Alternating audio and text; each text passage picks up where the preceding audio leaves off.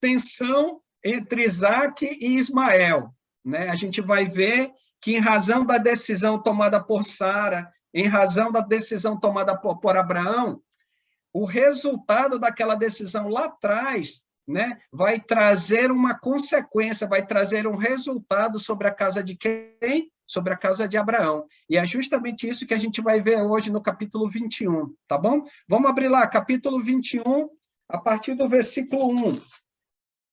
Capítulo 21 de Gênesis, versículo 21. Diz assim, eu vou ler aqui os primeiros versículos.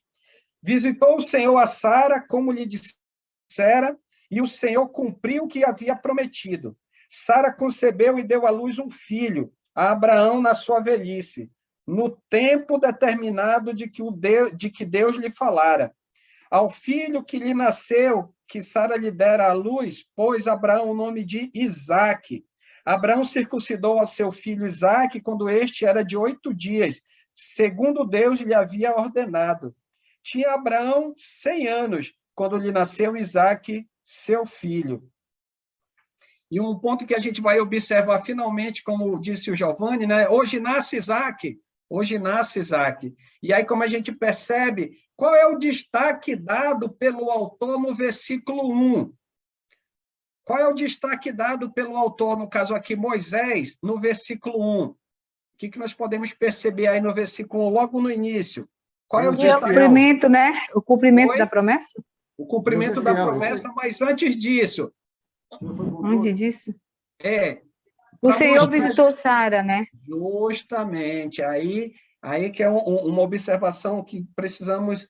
Assim, versículo 1, na primeira parte, diz assim, ó, visitou o Senhor a Sara, como lhe dissera. E aqui vem uma informação assim muito importante, porque, como a gente vai observar lá em Gênesis 50, abram comigo lá, segure aqui 21, a gente vai lá em Gênesis 50.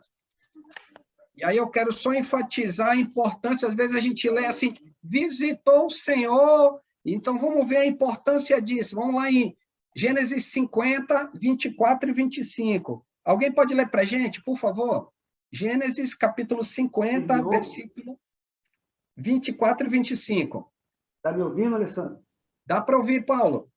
Ah, então tá bom. 24, 25? Isso.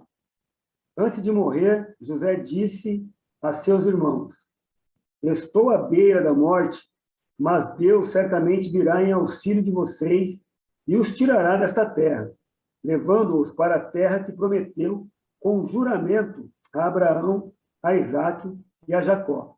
E José fez o que os filhos de Israel lhe prestassem um juramento, dizendo-lhes, quando Deus intervir em favor de vocês, levem os meus ossos daqui. Ok, obrigado, Paulo. 26 também. Na tradução NVI, ele interpreta lá e traduz o visitar por interceder, né? por intervir. E aí que tem uma observação importante, porque quando ele trabalha o ponto, eu morro, porém certamente Deus vos visitará. O que ele está trabalhando aqui quando ele usa o termo visitar ou intervir? Só um minutinho. Visitar ou intervir, ele vai trabalhar a seguinte ideia: Deus interviu na natureza, Deus interviu nas relações humanas. Então, qual é a ideia? Que na condição que Sara estava, naturalmente falando, ela teria condições de ter um filho? Não.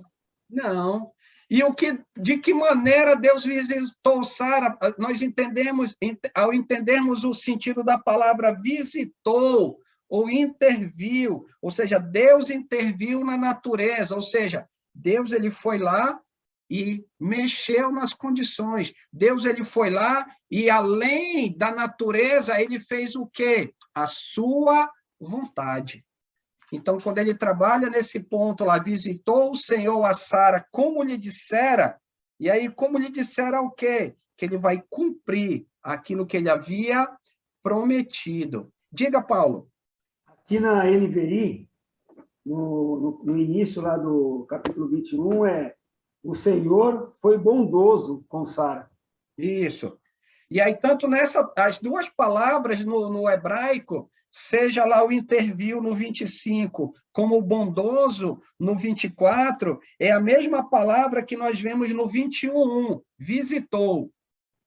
Aqui no 21, ele traduz ela como visitou, e ele vai trabalhar essa ideia, entendeu? Da intervenção. Deus ele fez uma intervenção, seja na natureza, seja nas relações humanas. Por exemplo, aqui no contexto lá de Gênesis 50, quando ele diz assim, disse José a seus irmãos, eu morro, porém Deus certamente vos visitará e vos fará subir desta terra para a terra que jurou a dar a quem? A Abraão. O que ele está querendo dizer? Muitos anos antes, 420 anos antes do ocorrido, sem saber se eles seriam escravos, que o próximo faraó, os outros faraó que viessem, colocariam o povo como jugo de escravos, ele já está dizendo que lá na frente, Deus interviria e o que aconteceria com o povo, com a filiação de Jacó, ela ia subir para cumprimento da promessa de quem?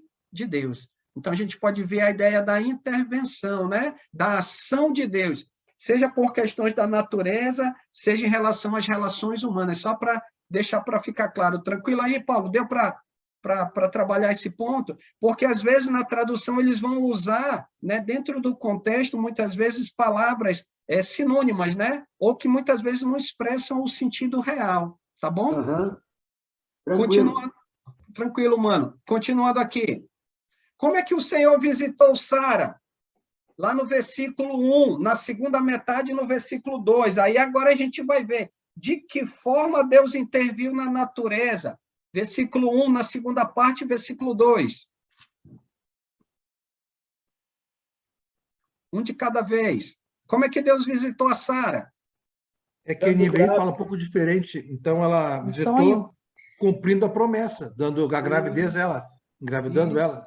Isso, por isso que eu enfatizei, Giovanni, para que a gente entenda o sentido. Parece que assim, visitar, ele foi lá e deu uma passada lá, deu um bom dia, tomou um café, comeu uma bolacha e voltou. Não, ele fez mais do que isso. A ideia de ele vir visitar é justamente que ele vai mexer. Lembra? 25 anos, a condição que eles estavam, e aí ele vai trabalhar dentro disso que você acabou de dizer, como fala no final do versículo 1, continuando. E o Senhor cumpriu o que havia prometido. E o que ele prometeu? Versículo 2. Sara concebeu e deu à luz um filho. A quem? A Abraão. Como ele havia prometido quando? 25 anos atrás. A Abraão, na sua velhice. Ele mexeu, ele só visitou, né? Ele só interviu na natureza de Sara? Provavelmente não. Ele deve ter intervido também na natureza do próprio Abraão. Continuando o versículo 2. Que Deus tinha marcado, né? Isso. E aí que é um ponto que eu vou observar, quando ele diz, no tempo determinado de que Deus lhe falara. E aí vem aquele ponto quando a gente ora, né? Quando a gente roga algo a Deus, quando a gente coloca algo na presença de Deus, não é o nosso tempo, né? Como a gente ouviu hoje na pregação da 7, lá no centro aqui em Manaus, na oração no tempo de Deus. É de acordo com a vontade do Senhor. O tempo não é nosso, é de Deus, né? O tempo não é nosso.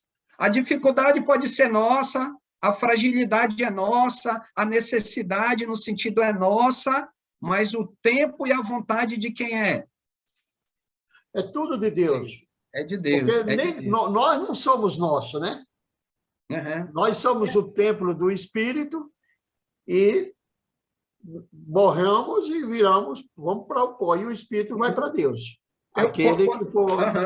Quando eu digo nosso, no sentido, por exemplo, é só para entender, por exemplo, aquela certa dificuldade que muitas vezes nos aflige, e aí o que a gente faz? Por causa dessa pequenez que a gente tem, a gente vai rogar a quem? A quem possa, né? A quem possa interceder. E aí é que a gente roga a Deus.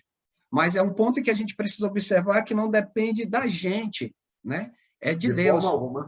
É de Deus. Então, precisamos ter essa confiança, acima de tudo, esperando em quem? No Senhor. E um detalhe que a gente vai observar é que aquilo que vai acontecer, ou aquilo que vai acontecer, como a gente vai ver aqui no texto, na família de Abraão, era justamente, ocorreu, né, está ocorrendo, como a gente vai ver na aula de hoje, em razão do quê? Por causa que eles não consideraram o tempo determinado por quem? Por Deus. Diga, irmão Sérgio. Só para colaborar contigo, com o Valdevino, a resposta de vocês, que é o tempo de Deus, está em 1 João 5,14. Isso. Obrigado, Isso Sérgio. mesmo. Isso mesmo. Isso mesmo. Então, como é que o Senhor visitou a Sara? Como a gente pode observar? Como diz lá no versículo 2, Sara concebeu e deu à luz um filho na sua velhice, no tempo determinado de que Deus lhe falara. Deus lhe falara, né? Então, era dentro desse tempo. Lembra, a gente viu lá no capítulo 18, 14, quando ele diz que daqui a um ano, né? Daqui a um ano, você vai lá ter um filho. E aí, o que aconteceu? Capítulo 21, versículo 2, o menino nasceu. Chegou finalmente, né? 25 anos esperando. 25 anos esperando, e o que acontece? A criança tão esperada, ela vem. E ela vem no quê? No tempo determinado que Deus fez. Diga, Paulo. Estou com a linguagem fácil de ler aqui. Eles tentam trazer bem próximo, né? Isso. Aqui fala, no tempo exato prometido por Deus. Olha só. Tempo exato prometido por Deus. Quer dizer, ele deu daqui a um ano, então foi a partir daquele na data exata, né? Às vezes nem Sara nem Abraão esperavam isso, né? Sim. Esperavam, mas não... Assim, foi justo naquela mesma data, né?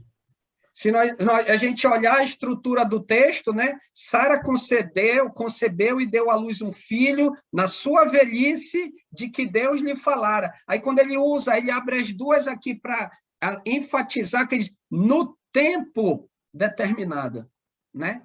E aí ele vai usar a palavra para qualificar, para nós termos a ideia de que não foi nem de Abraão, nem de Sara, nem de ninguém, foi do Senhor. Então, foi Deus que disse, naquele determinado momento, e no determinado momento que ele definiu, aconteceu. Mais uma vez, diga, irmão Sérgio.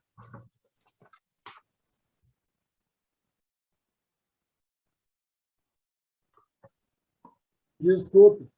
Não vamos esquecer por que nasce Ismael, né? Porque a Sara duvidou do Senhor. Isso. E o Abraão também, né? Disse, seja feita a tua vontade, mas com o rosto inteiro deu risada, né? Isso. E é o que a gente vai ver, como eu comentei lá bem antes de a gente entrar na aula, né? A gente vai ver a consequência disso na aula de hoje, né?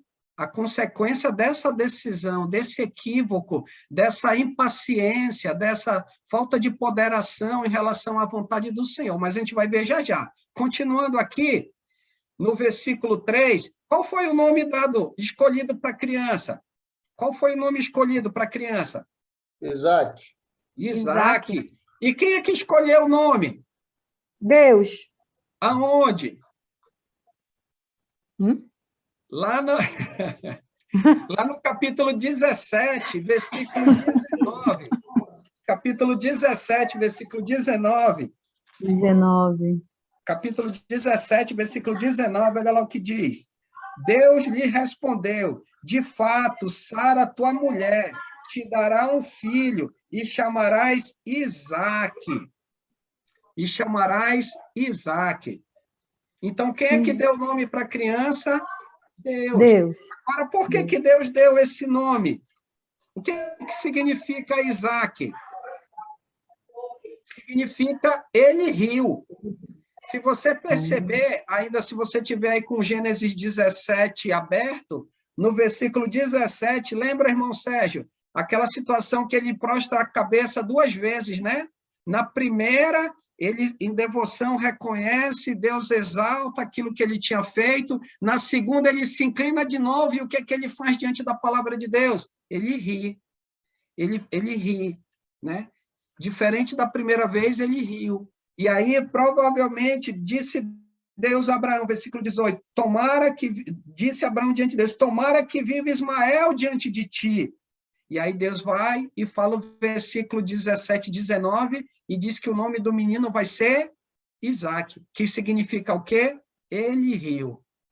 Naquela visão do capítulo 18, 12, lembra quando os homens chegam? A Sara também no 18, 12, ela ri. Ele fala Então, que vai parecer um lugar de povo, né?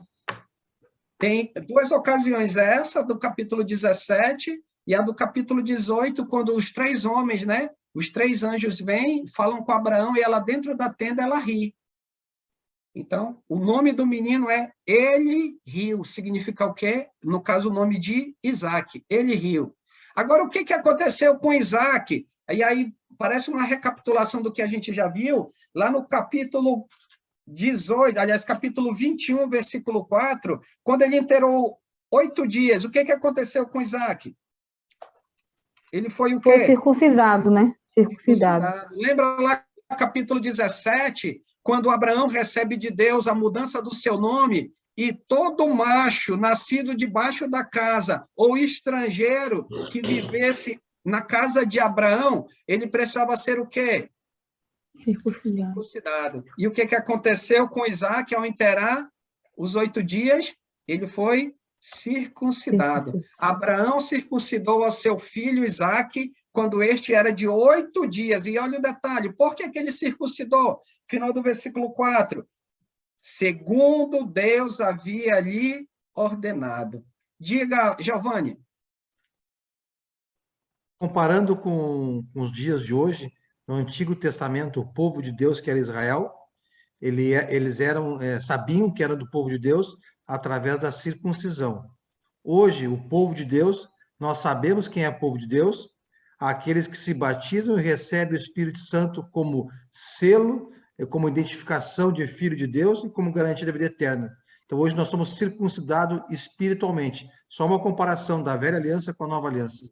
Sim. E um detalhe importante, né? Assim, a gente prezando muito por essa questão que você levantou, dentro do contexto, é tão importante o batismo no contexto da nova aliança, que aqueles que nós vamos orientar, evangelizar, que vivem num contexto contrário a esse da vontade de Deus, que receberam por diversas vezes o batismo, eles precisam ter o entendimento claro do propósito do batismo, para que justamente eles possam ser acrescentados de acordo com a vontade de Deus ao povo, à aliança, ao pacto que nós temos por meio do sangue de quem? De Jesus, né? Então, precisamos ter esse entendimento. Eu falo porque, no sentido, quando a gente está ensinando lá o curso Deixa a Bíblia Falar, né? Às vezes as pessoas, elas se levam pelo conhecimento humano, né? Tem que batizar por causa disso, daquilo outro, mas elas não têm um entendimento claro do propósito do batismo segundo o Novo Testamento. Então, nós temos essa responsabilidade de direcionar para que essas pessoas, ao serem acrescentadas à igreja, sejam acrescentadas de acordo com a vontade do Senhor. Só abrindo aqui um parênteses, só para a gente ver a importância, né, do batismo dentro do nosso contexto, no contexto do Novo Testamento. Continuando. Lá no capítulo ainda 21, versículo 8, Isaque cresce, versículo 8, e aí a gente vai perceber uma informação extremamente importante. Era um momento de alegria, porque 25 anos, já imaginou? 25 anos esperando para nascer, né, para chegar esse menino lá, e aí chegou. É um momento de empolgação, de felicidade, de realização, né, de concretização. Só que a gente vai perceber que também é um momento em que vai haver o quê? Vai haver um aumento de conflito. Por quê? Tristeza, né? Tristeza, separação, dor, pranto. Por quê? Porque Abraão e Sara lá atrás, mais ou menos ele está com 100 anos agora, o Ismael, quando nasceu, ele tinha 86, cerca de 14 anos atrás, mais ou menos, eles haviam tomado uma decisão, né, se antecipando, dando um jeitinho patriarcal na vontade de Deus.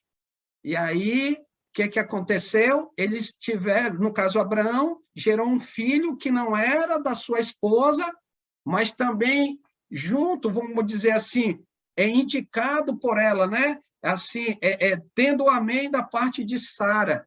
E olha só o que vai gerar dentro da sua família, né? Em um momento de alegria, de celebração, vai aumentar o quê? O conflito. E ao invés de haver união, vai haver o quê? Separação. Versículo 8. Isaac cresceu e foi desmamado. Nesse dia em que o menino foi desmamado, deu a Abraão um grande banquete. Só para antes de a gente entrar no 9, qual é a ideia do autor quando ele vai trabalhar o ponto, quando ele diz assim, Isaac cresceu e foi desmamado. Nesse dia em que o menino foi desmamado, deu a Abraão um grande banquete. Segundo o autor do material que a gente tem estudado desde o início do capítulo 1, né? No contexto deles, em termos históricos, uma criança era desmamada, considerando o contexto histórico, mais ou menos com 3 anos de idade. Então, passados 3 anos, né, ele nasce, versículo 2, ele recebe o nome, ele é circuncidado no 8º dia, 3 anos depois, aqui, versículo 9, ao fazer os 3 anos, ele deixar, né, de mamar, o que acontece? O pai dele, era um costume antigo, fazer uma celebração. Um momento de alegria, um momento de festejo, né, de comemoração. Só que acontece um fato. E que fato é esse? Versículo 9, vamos observar. Ele estava rindo do filho, Isaac. Justamente. Filho de Agar. Olha o que diz lá, versículo 9. Vendo Sara que o filho de Agar, a egípcia, o qual o dera, a luz a Abraão, caçoava de Isaac. Então, vamos lá. Quando Isaac nasceu, Ismael já tinha em torno mais ou menos de 13 a 14 anos. Aqui passaram-se 3 anos, porque ele está sendo desmamado, e uma festa que eles tinham comum no mundo antigo, lá atrás, eles celebravam esse momento, então passaram-se mais 3 anos. Vamos colocar que ele tinha 14 com 3, cerca entre 16 a 17 anos de idade. O outro, menorzinho, está com 3. E a Sara, nessa ocasião, viu o quê? De acordo com o versículo 9. O que Sara viu? De acordo com o autor. O filho de Agar, né? Rindo de Isaac, caçoando de Isaac. Caçoando. Lá, um ponto que a gente pode observar dentro desse sentido da palavra caçoar, ele também trabalha a ideia de um comportamento ofensivo, um comportamento de mau gosto, né? Uma brincadeira que pudesse levar a uma depreciação. A gente não sabe o que era, mas a Sara, ao ver, ela não se agradou. O apóstolo Paulo, lá em Gálatas, se você puder anotar e abrir, lá em Gálatas, capítulo 4, versículo 29. Gálatas, capítulo 4, versículo 29. Ele deve ter rido, não se alegrando do Isaac, mas debochando da criança, né? Porque como ele era, talvez ele sendo maior, talvez não, ele era maior. E ele tinha 13 ou era 14 anos? Aqui no caso ele já estava mais ou menos considerando 14 anos quando Isaac nasceu, mais uns 3, em torno de 16, 17 anos de idade, o outro estava com cerca de 3 anos. Que era essa festa que eles celebravam, né? Que era o desmamado. 8 dias, hein? Não. Esse daqui era o versículo 8, era festa que comemoravam após a criança deixar de mamar. Então, mais ou menos 3 anos. Então, passaram-se... 3 anos. Não foi circuncidado ainda. Então, ele já estava... Não, ele já estava circuncidado no 8º dia. Aqui, essa festa... Desculpa, esqueci do 8 dias da concisão, né? Circuncisão, sim, senhor. Olha lá o que diz, Gálatas, capítulo 4, versículo 29. Olha o termo que Paulo usa. Você percebeu aí no 4:29? Como, porém, outrora, o que nascera segundo a carne perseguia ao que nasceu segundo o Espírito. Paulo já usa um termo chamado perseguia. Então, o que a gente pode ver é o que Sara viu, era algo que era, assim como posso usar um termo, algo que não era agradável aos olhos dela. ela viu algo que ela não se agradou, na postura de quem? De Ismael em relação a quem? A Isaac. E ao ver isso, o que foi que Sara disse para Abraão, versículo 10? Ao ver essa situação, o que falou Sara para Abraão? Versículo Mandou 10. rejeitar, né? Que rejeitasse a escrava e o filho dele, né? Isso. Filho da escrava. Ela usou justamente Ismael. esse termo. Rejeita a escrava e o seu filho. Olha o que diz versículo 10. Disse a essa Abraão. serva, né? Isso. Fala, expulse essa serva. Disse Ele Abraão. toda a responsabilidade para ela. Isso. Rejeita esta serva e seu filho, porque o filho dessa escrava não será herdeiro com Isaque, meu filho. O que ela queria? Ela não queria que se misturasse. Mas quem que gerou o problema? Foi Ismael que gerou todo o problema? Não. O Ismael passou a surgir na história por responsabilidade de quem? De Abraão e Sara, pela decisão que eles haviam tomado. Né? Pode falar, irmão Sérgio. Da Sara, né? Porque, na realidade, ela induziu ele. A Júlia disse que ela deu a sugestão. Não, ela praticamente obrigou ele.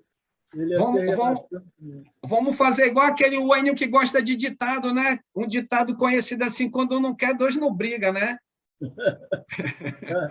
Ele não queria brigar, daí ele atendeu o pedido dela.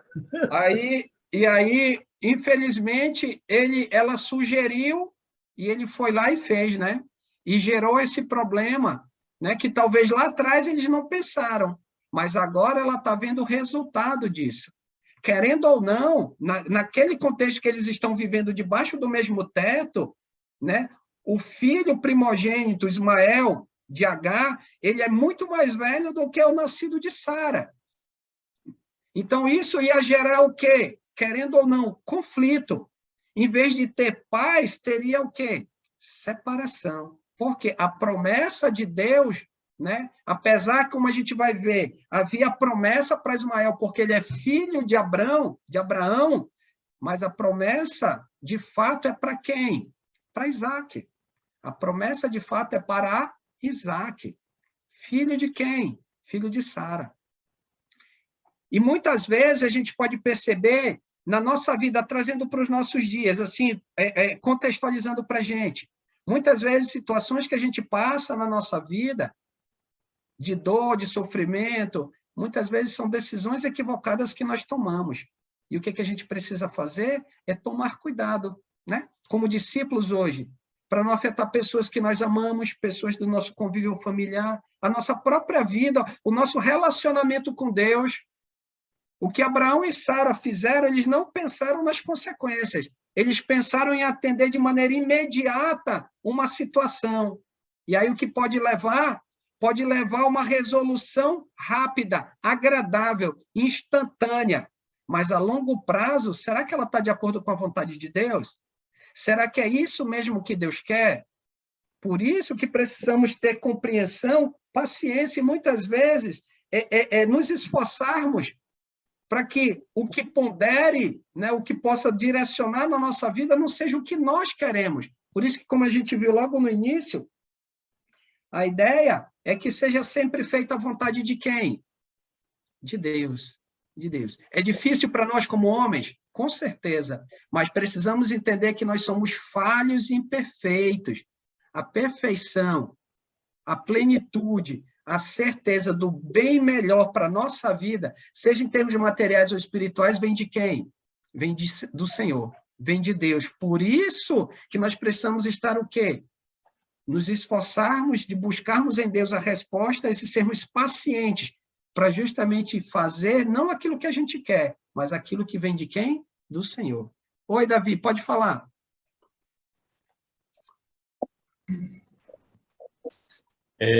Só queria fazer uma observação. A Sara, a esposa de Abraão, ela é uma mulher muito inteligente. Uma mulher muito inteligente. E ela observa tudo ao seu redor.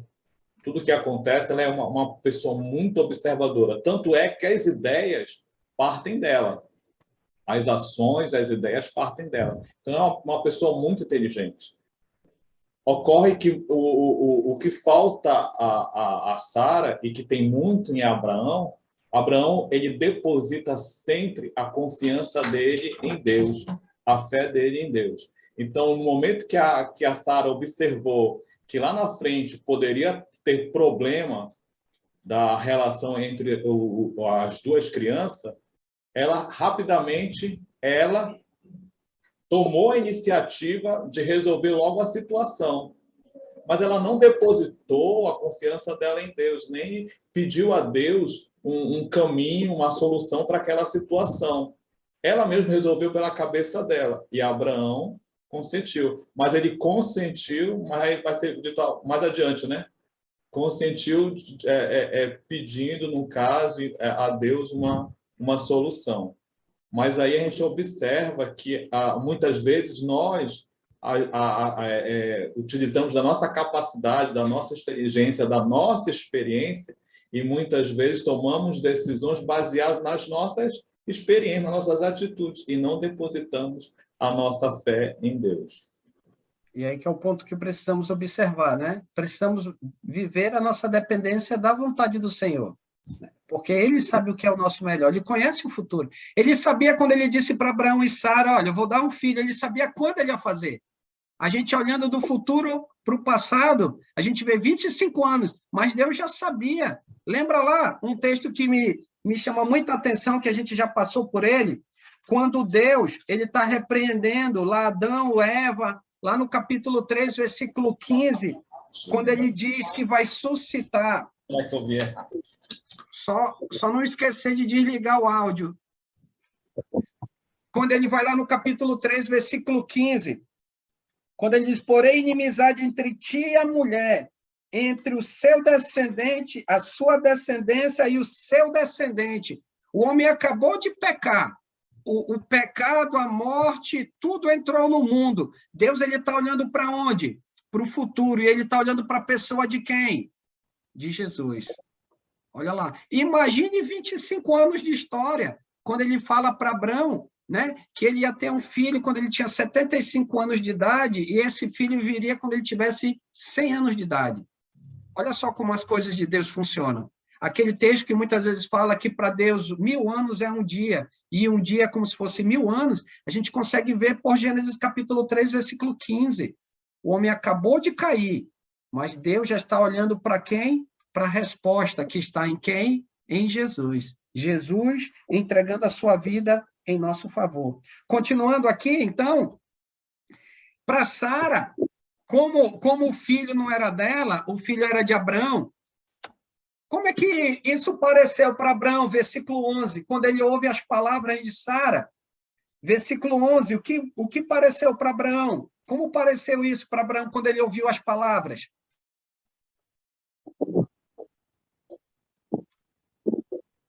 Penoso, né, Sandra? Ficou penoso com os olhos, foi duro, né? Foi muito duro. Entristecido. Filho, né? Duro. Por quê? Porque para ele, como diz o próprio texto, pareceu isso muito penoso aos olhos, na perspectiva, no sentimento, em relação à referência de Abraão. E tudo isso em razão de quem? Não foi por causa de Agar. Foi por causa de quem? Do filho. Foi pesado por causa de quem? Por causa do filho. Como ele trabalha no versículo aqui, versículo 12 e 13, mesmo assim, Davi, né? Apesar de eles terem tomado a decisão errada, olha a importância de Abraão dentro do plano de Deus. E olha o que Deus vai falar para ele no versículo 12 e no versículo 13. 12, o que ele vai dizer? Disse, porém, Deus a Abraão, não te pareça isso mal por causa do moço e por causa da tua serva. Atende a Sara em tudo o que ela te disser. Então, olha o que ele vai dizer, versículo 12, é para atender. Aquilo que ela disse, faça. É para fazer. E ele vai explicar, porque por Isaque será chamada a tua descendência. E já Ismael entrou na história por causa da decisão errada dos dois. Ok. A Sara agora quer resolver a situação e Deus está dizendo para Abraão, faça do jeito que ela está falando. É para ser desse modo. Aí a segunda parte, Deus não diz somente para ele atender o que ela está dizendo. Olha o que ele diz no versículo 13. Mas também do filho da serva farei uma grande nação. E por que ele vai fazer desse jovem uma grande nação? Por ele ser teu descendente. Ele não disse que a partir de Abraão ele não faria uma grande nação? Então, sendo Ismael filho de Abraão, ele vai ser uma grande nação. Ele não vai fazer parte da promessa, como Isaque, mas ele vai ser o quê? Uma grande nação. E o que Deus está fazendo, então? Deus está orientando, o problema já está posto. Então, Deus está dizendo para Abraão, não aumente o problema. O conflito já está posto. Deus está dizendo, não aumente o conflito. Faça. E ele está dizendo o que mais? Além de você fazer, não se preocupe. Ele está dando a palavra de consolo. Se você continuar na leitura, você vai perceber que Abraão vai despedir eles com pão e odres, um odres de água, para andar no deserto. Abraão, tendo o que ele tinha, ele deu um odres de água e pão.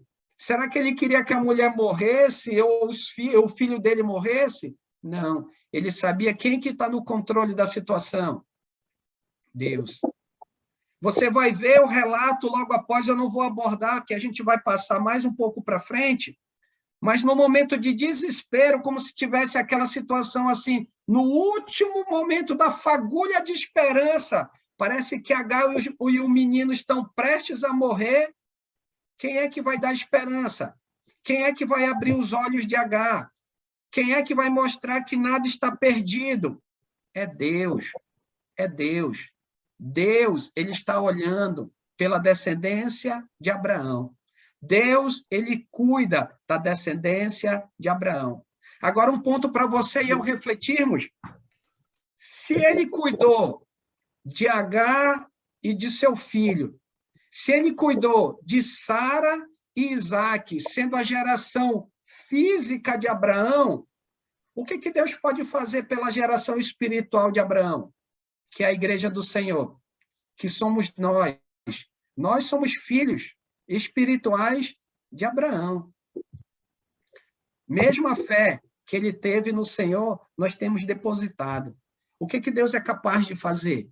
Para nos orientar, para nos consolar, para cumprir as suas promessas, para nos confortar nos momentos difíceis, para um momento de desespero, um momento de agonia, ele abrir os nossos olhos e ver, olha, enxergue o que eu tenho para você, enxergue o que o meu filho fez na cruz, enxergue o preço que eu paguei para que hoje você possa estar aqui. A vida pode estar difícil, pode estar desse modo, desse ou desse outro, mas você está vivo.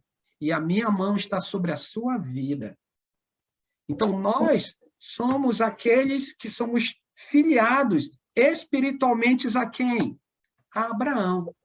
Então, precisamos estar atentos. Deus, ele cuidou da família física de Abraão. Deus tem cuidado de mim e Deus tem cuidado de você. O que a gente precisa fazer é confiar em quê? Na promessa. Precisamos confiar em quê? No Senhor. Deus, lá no capítulo 21, versículo 20, quando se despede Agar, né, junto com seu filho, eles vão lá, a leitura diz bem aqui, versículo 20 e 21, diz assim, Deus estava com um rapaz que cresceu, habitou no deserto e se tornou flecheiro, habitou no deserto de Parã. Eu vou só colocar aqui, ó, bem aqui no meio, na península, deixa eu pegar aqui o meu mouse. Aqui, ó, você está vendo aqui a Península do Sinai, eu estou passando nesse mapinha do lado direito, aqui no canto superior. nós temos aqui a chamada Península do Sinai.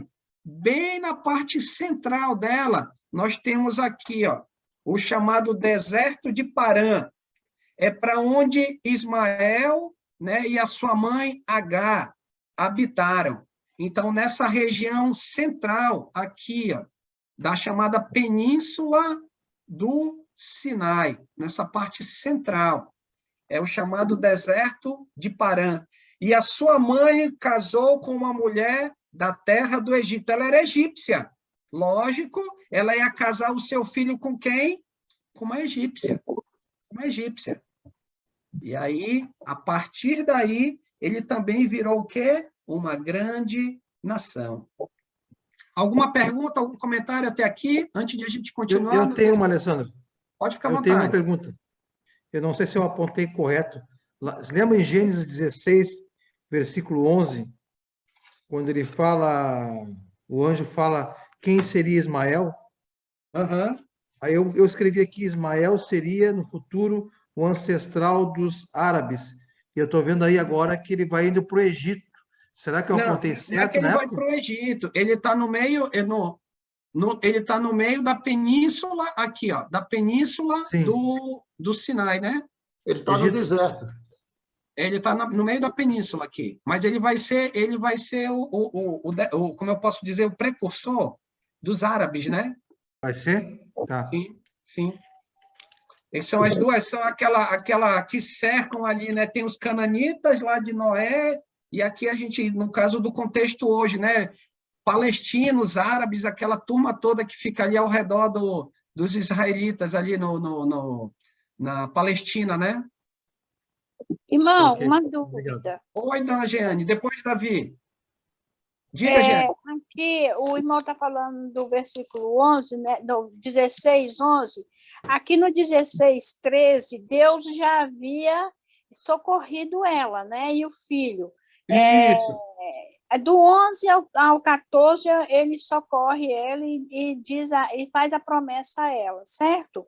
Isso. Aqui no 13 está escrito assim, então ela invocou o nome do Senhor, que lhe falava. Então, Deus, aqui está falando que foram os anjos que apareceu, mas aqui Deus, ele esteve com ela e ela falou diretamente com Deus, tu és Deus que vê, pois disse ela.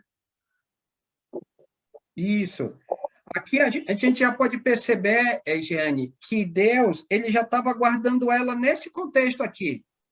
O menino, né? O menino não tem responsabilidade nenhuma sobre a decisão tomada por Sara e Abraão, correto? Ele é filho de Abraão, ele, né, dentro do contexto, ele é filho de Abraão. Tanto é que Deus, quando Sara manda que ele mande embora, o que Deus diz para Abraão? Ouça, faça, como a gente acabou de ver. Mas, ao mesmo tempo, ele vai confortar Abraão, dizendo que o menino não vai morrer. Ele vai ser o quê? Ele vai ser responsável por uma grande nação. Por quê? Porque ele é da tua descendência. Então, ele deixa claro isso para quem? Para Abraão, consolando, dizendo que aquele jovem, ele não vai morrer. Deus, ele vai guardar. E Deus vai cumprir a promessa que tinha para quem? Para Abraão. Ismael vai ser abençoado em razão da bênção de quem? Do pai, Abraão. Então, ele vai guardá-lo, como ele guardou. Né? Ele não tinha responsabilidade. O fato de ele ter sido, como posso dizer assim, filho da escrava, foi um erro de Abraão e Sara. O menino não tem responsabilidade sobre isso. E Deus, sabendo disso, ele vai poupá-lo e, além disso, vai abençoá-lo pelo fato de ser filho de Abraão. Deu para entender? Deu. Tranquilo. Oi, Davi, diga.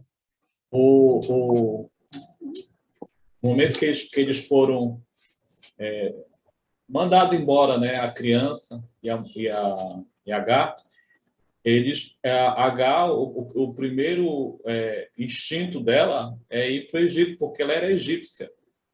Então, ela sempre, o caminho dela é o caminho da casa dela, das origens dela, né? Só que aí, nesse trajeto, Deus tinha um propósito.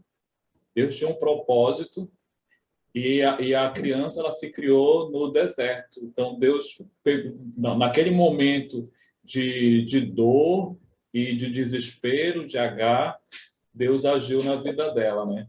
E é uma das histórias bonitas, né, da Bíblia, né? Que Deus ele não nos desampara, né? Naqueles momentos assim mais difíceis, no nosso momento de maior dor, Deus está ali e cuida de uma forma inesperada, né? E aí Deus agiu na vida de Agar e ela parou naquele ponto certo da região aonde o Ismael se tornou um grande guerreiro, né? Um grande líder, né? E um grande caçador. Isso. Só para a gente... Sandro? Oi, desculpa. pode falar. Pode falar, Nica, pode falar. Mostra também que Agar creu também, aqui, nesse versículo 17? Não. Não? Não. A gente pode perceber o seguinte, não que ela era alguém que se voltou para Deus, né? Mas a promessa de Deus para Ismael era em razão, a promessa de Deus para Ismael era em razão do pai, Abraão, né? Da filiação dele. A gente pode observar, viu, Sandro e Nica, que é a segunda vez que Agar passa por um momento difícil. Então, ela já tinha provado do poder de Deus. E no momento que Deus, na vida dela, entrou em contato com ela, ela não pensou duas vezes, ela segurou na mão de Deus. Foi por isso que eu fiz essa pergunta, né? Que ela acreditou, né? Não, sim, nesse sentido. Ela está falando aqui que ela clamou, né? Mas a gente não tem, por exemplo, o relato de que ela, assim, deu continuidade em relação a isso. Claro, Deus intervém. Já imaginou, vamos lá, ela está sozinha no deserto, ela pega o filho, bota embaixo de uma árvore, aí ela vai num tiro de arco, fica embaixo de outra árvore esperando a morte. Ela estava esperando a morte já. E aí o que Deus faz? Deus vai lá, vai até ela, ouvindo o clamor do filho, ele vai lá e intervém, como a gente vê nesse intervalo na segunda metade, né?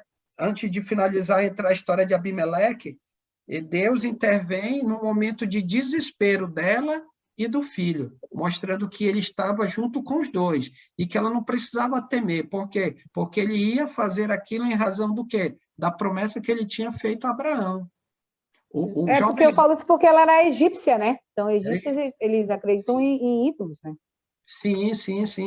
E ela estava voltando para lá, né? Por isso que a primeira resposta, quando eu trabalhei a ideia de que ela creu, não que ela creu nesse momento, mas assim, de que ela tenha se devotado em vida para criar o filho à luz, a gente não tem esse relato, mas provavelmente não.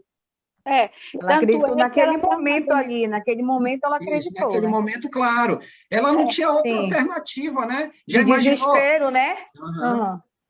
Ela não tinha outra. Ela sendo egípcia, né? E ela tinha os deuses que não ouvia, não falava e não via, né? Ela conversando com Deus, ela deu a primeira denominação a Deus na Bíblia. Tu és Deus que vê.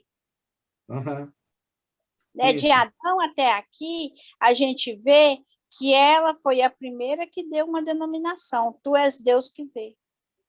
A ideia de onipresente, né? Deus, ele era vivo, ele via o que estava acontecendo, né? Isso.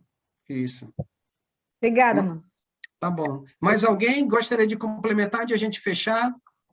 Eu ia trabalhar a parte de Abimeleque, mas aí eu não vou esticar mais o nosso tempo, não. Bom, Posso falar? Pode, Paulo. Não, os ismaelitas, né, que vem de Ismael, eu estava vendo aqui pelo Google, aqui, vendo alguma coisa a respeito, porque muitas pessoas falam que os muçulmanos vêm dessa linhagem, né? Em relação a Ismael. Tem alguma coisa a ver ou não? Não, não que venha de Ismael, né? O movimento islâmico, ele surgiu no mundo árabe, né? O mundo árabe ele é bem diversificado, né? Não é só uma linha, né? Uma linha. Então, ele é bem diversificado. Começou lá pelo ano 600, ano 700, mais ou menos, depois de Cristo. Mas aí é uma linha ela é bem... Tanto é que hoje, por exemplo, além do mundo árabe, está, por exemplo, na Ásia, na África, na própria Europa, Estados Unidos, América, aqui na América, né? Então, por exemplo, em termos hoje, ele é muito... Já na época que ele começou, era muito diversificado, não foi num público específico, né? não foi no público específico, mas ele começou numa parte do mundo, de lá ele cresceu, né? Se desenvolveu. Eles usam muito assim, o Alcorão, que é a antiga, os 5, né, primeiro livro da Bíblia, né? Isso. Tem alguns relatos dentro do contexto do Pentateuco, né? Pentateuco. Outros que eles acrescentaram, né? Que foram sendo trabalhados. Eles dão muito valor para Abraão, né? Nesse sentido, por causa do vínculo dele em relação a como eu posso dizer, a Ismael. Jesus, como sendo um profeta, não que ele é o filho de Deus, mas que ele é um profeta, mas maior do que Jesus é o Maomé, e assim vai. Só porque como o Ismael teve ali, por isso que eu estou questionando, mas para saber da região. Obrigado, irmão. Tranquilo. Deu para ficar claro aí o nosso capítulo 21, né? O finalzinho do 22 até o 34, ele é mais simples, né? Vai trabalhar um pacto entre Abraão e Abimeleque, só enfatizando aquilo que aconteceu mais ou menos 4 anos atrás, e aí eles vão fazer como uma forma, por exemplo, Abimeleque quer que Abraão não minta, nem para o filho dele, nem para os netos, ou seja, ele quer perpetuar uma aliança para que haja, da parte como o próprio Abimeleque tratou Abraão, ele também possa agir em relação a quem? Aos seus herdeiros. Isso significa o quê? Provavelmente, a questão lá, não que ele tivesse medo, mas que Abraão ele fosse um aliado leal, né? Ali tivesse uma parceria com os filisteus, e que ele nunca se rebelasse, seja contra o filho de Abimeleque, seja contra os seus descendentes. Então, ele queria garantir o quê? A paz entre Abraão e os seus herdeiros, considerando a bondade e que ele pudesse ser leal, né? Considerando tudo aquilo que Abimeleque havia feito por quem? Por ele. E ele é tão esperto que ele chega elogiando diante da presença de quem? Diante da presença de Deus. Como não, que ele está fazendo isso, a aliança vai ser pactuada na presença de Deus, porque se Abraão quebrar, ele está quebrando a regra diante de quem? Diante de Deus. E Abimeleque também está fechando o acordo com ele, reconhecendo quem Deus é, considerando aquilo que aconteceu lá no palácio, lembra? Na aula passada, sobre a esterilidade. Então, ele está trabalhando pautado diante dessas garantias, para garantir o futuro e a paz no seu reino, enquanto Abraão estiver onde? Lá nas suas terras. E aí, no versículo 34, ele diz, e foi Abraão, por muito tempo, morador na terra dos filisteus. Ou seja, ele ficou muito tempo lá na terra de Abimeleque. Mais alguém, alguma pergunta ou comentário antes de a gente finalizar com a oração final? Quero agradecer aos irmãos, a participação de todos. Então, o próximo vai ser 22, né, Sandra? Isso, 22. Tá. Já deu só uma pincelada aqui, né? Nesse aqui, né? Isso. Eu não mexi no 22, não. Não mexi no 22, não. Mas você vai dar ainda o 22, domingo? Não, vai ter o 22 semana que vem. 22... Tá. Não vou dizer quem vai dar aula, não. Vai terminar, né? Dia 22. Não, eu já finalizei o 21. 21 eu já finalizei. Sim. 22, tá bom. O 22 Obrigada, é um outro irmão que vai fazer. Tá bom? Então, tranquilo? Vamos orar? Pedir para o Giovanni nos conduzir em oração para a gente finalizar, então. Oremos, irmãos. Senhor Deus, amado Pai, grandioso és tu, misericordioso e bondoso. Bendito é teu Filho, nosso Senhor e Salvador Jesus Cristo. Muito obrigado pelo dia do Senhor, um dia maravilhoso, onde nos reunimos como igreja, congregamos com os irmãos, partimos o pão, relembramos a morte do teu Filho amado e a sua ressurreição, relembramos o teu amor, ter nos dado o teu Filho a morrer por nós, recebemos essa graça maravilhosa onde não merecemos, e agora terminamos o dia com esse estudo maravilhoso da tua palavra, através do teu servo Alessandro. Muito obrigado a todos os irmãos que estão aqui presentes no estudo, Deus abençoe a todos eles, dando saúde física e espiritual, que começamos a semana hoje com bastante energia, voltados para a tua palavra, ao teu senhorio, e temos vários estudos durante a semana que possamos estar presentes. Já estamos orando pelo irmão Enio, para que os estudos retomem a partir de amanhã. Em nome do teu Filho amado, que oramos e agradecemos. Amém. Amém, Senhor. Amém. Obrigado, irmão. Valeu, Giovanni. Obrigado, irmão Alessandro. Eu mandei Então uma tá mensagem confirmado para amanhã a aula, Gil. Eu mandei uma mensagem para o Enio perguntando, mas está confirmado? Ele não me respondeu ainda. Não, estou perguntando, não respondeu eu mandei não, uma né? mensagem, ó. Boa noite, Vamos irmão. aguardar, vamos aguardar. Vamos esperar. Se ele me responder, eu